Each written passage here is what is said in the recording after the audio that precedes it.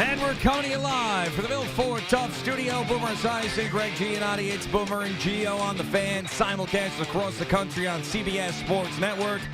And wherever you are on the free Odyssey app, good Friday morning. A feel-good Friday. And yesterday was trending to be a really, really terrible day. But then things picked up as the day went on. But we still are dealing with some negativity this morning, but I am going to try my best to fight against the current and turn this into a really, really fun, feel-good Friday with a glass-half-full mentality. I put on some Knicks stuff this morning. I've got this great Faraday brand New York Knicks button up and then this hoodie underneath because I'm so proud of those sons of bitches, man. I love them. I'm so proud of them. Those guys are the best. And they get the terrible news that Julius Randle is out for the rest of the year. And what do? They come out and get down 21, and then they rally behind their superstar and Josh Hart and come all the way back in front of a frenzied Garden crowd to win that game. And that right there, and by the way, Sacramento, good team. That right there is why you don't stop believing in what the Knicks can do. Need Anunoby back. You need him. But yesterday was not a give-up spot. It was a rally-around spot, and you saw that last night. Good morning, Boomer. How are you? Yeah, good morning, G. I was very happy this morning, especially after Pete Alonso hit that ninth-inning home run yesterday. Oh, my God.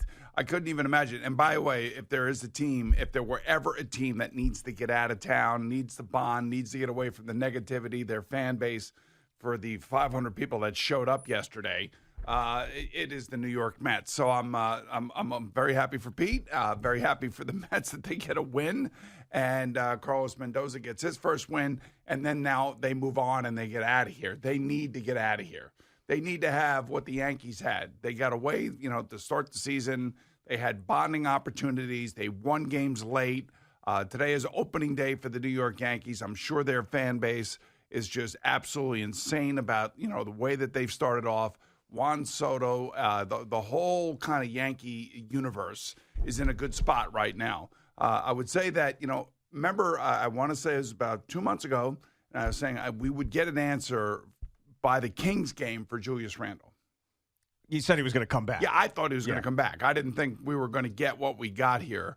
And, there's this whole argument that the Knicks mislead the fans. I'm like, no. I don't want to get into any of that. I mean, at the end of the day, it's really about the athlete and whether the athlete, feels comfortable enough to go out there and be the player that we want him to be. I don't want him to be half the player. I don't want him going out there trying to protect his shoulder. That doesn't help anybody. And I know for a fact that he was busting his ass and he wanted to come back because he knows that this is a really, really good basketball team. And it's better when he's on the basketball floor when he's 100%. But, yes, he did have a setback about 10 days ago, and I think it was about 10 days ago. And, it just is not healing right, and it's not strong enough, and he doesn't have the confidence to go out there and play with it. And I just think that it's really unfortunate for all of us Knicks fans. It's really unfortunate for him, but he's got to get the surgery. So at least next year he'll be back in the mix and they'll be able to tweak the roster some more, and maybe they'll even be better next year. But I'm with you. The way that team played last night, I mean, after the initial shock, although I don't know, for them internally, I don't think it was that much of a shock because Josh Hart gave us a little bit of a look into the way that they were thinking. Yeah, and by the way, this is an example of sometimes when people say things in New York sports, they actually mean it. And I'm going to give you 3 big examples recently, 1 with the Mets and 2 with the Knicks. Steve Cohen came out and said at the end of last year that 2024, there wasn't going to be as many stars on the team. It's going to be a different type of year. And everybody's like, no, he's going to go out there and spend $100 billion on players. No, he told you he wasn't. He didn't. And now we go to the Knicks. Julius Randle, right before the All-Star break, has a press conference. Surgery, still on the table. Okay, that ended up being right. Josh Hart, we're preparing as if we're never going to see Julius Randle and OG Anunoby again. That turns out to be true. So sometimes not everybody's lying to you all the time, and they're trying to tell you the truth. And there's two things that you mentioned that I'm glad you brought up that should not be an issue this morning, and I'll bring it up, and then it'll be the end of it. One is this whole, the Knicks were being deceptive to the fan base and saying that he wasn't doing contact drills, and apparently he did a contact drill and had a setback. Okay, there's nothing wrong with that. All right, this is what you need to know. He was working his ass off behind the scenes to get on the court because he wanted to get on the court. The Knicks wanted him to get on the court, and they were doing everything humanly possible to do that. What they told the fan base, if he was having contact drills or not contact drills, irrelevant. And the other part of this is, well, why don't you just get the surgery right away? Shut up, people who say that. Because this season was becoming so special when those three guys were playing together. And maybe in retrospect, you say, oh, you could have gotten the surgery right away. But nobody wanted to accept that, including Julius Randle. And I love the fact that Julius Randle tried, even though the odds were stacked against him, to get back on the court with this injury. So I have zero problem with the way that this thing was handled. I actually appreciate it. In this day and age when we're watching baseball players who tweak an oblique and are out for 90 days, Julius Randle's out there with an injury that he probably needed surgery for right away, trying every day to get back on the court. And by the way, this was a guy who did last year at the end of the year have ankle surgery and then show back up in the playoffs. Yeah. I mean, it's unfortunate for him that he's had two significant injuries, for a Knick team that was really good when he was on it, especially when they added in, OG Anunoby. That part of it is really, it's sickening, it's disappointing. But, there's something about this team, and there's something very likable about them, especially when they are hitting their shots, and DiVincenzo's hitting his shots, and Josh Hart's playing well. I mean, there are three Villanova guys that play tough brand of basketball that we all love. And they do play defense, and last night's win, in light of what they had heard about their star player, tells you all you need to know about who they are. Then they're probably going to win a championship. But you know what? They're going to make it fun. They're going to make it interesting. And whoever they're playing against, they're going to make it difficult. Yeah, and even with Julius Randle in the mix and healthy, the odds were stacked against him this year for winning a championship. It's possible. I still think that there's a 10% chance that it could happen. I don't want to totally give up. But this team, I can't see them having a really, really disappointing playoff run, meaning that they'd lose in the first round. And by the way, there was an update, a positive update on Anunoby before the game last night. Which is they needed that. But they also need, Mitchell Robinson to be healthy. They need both of those guys back. They need them back for defense. They need them back for rebounds. This group that's playing without those guys or had played without those guys for a very long period of time have figured out how to play with each other. There's no question about it.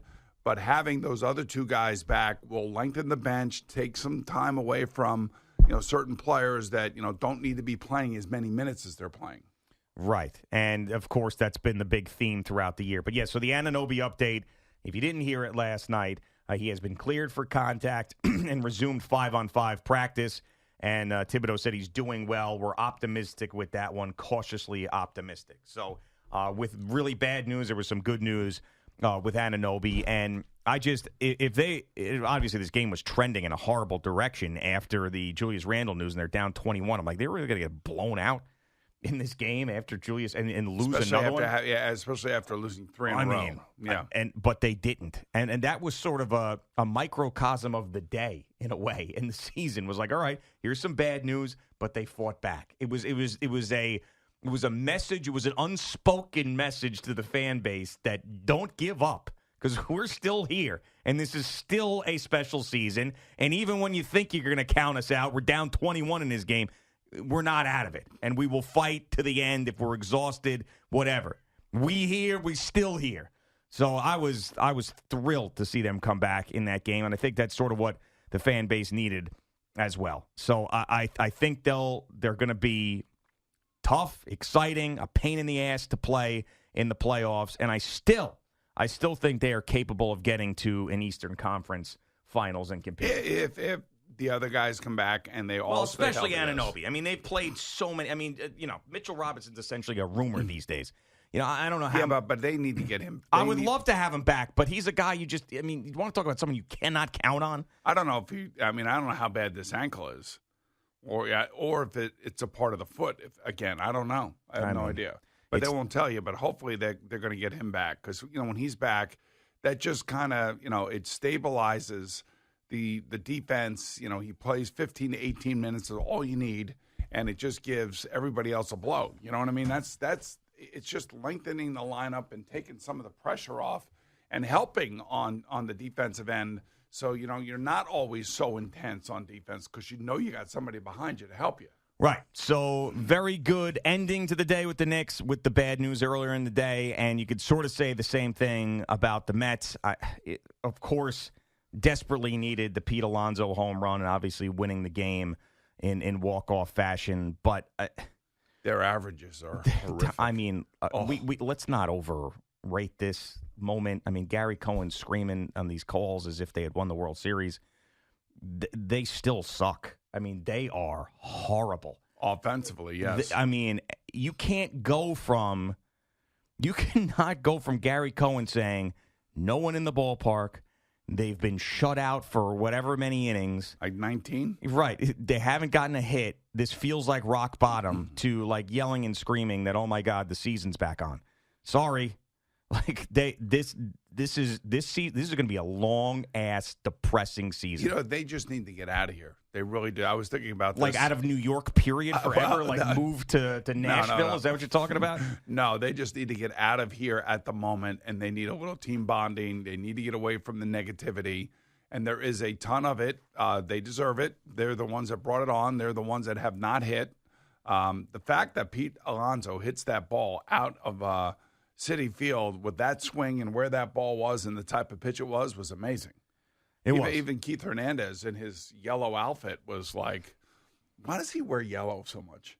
He likes it. I don't know. He likes yellow. He's like, you hate yellow. I don't know. I was telling Jerry, don't ever wear yellow on There's TV. something about you and yellow. I don't know. He likes the camel hair and the yellow sweater vest. Yeah. I don't know. I don't know what it is about it. But anyway, he was talking about how strong Pete is, and he's right.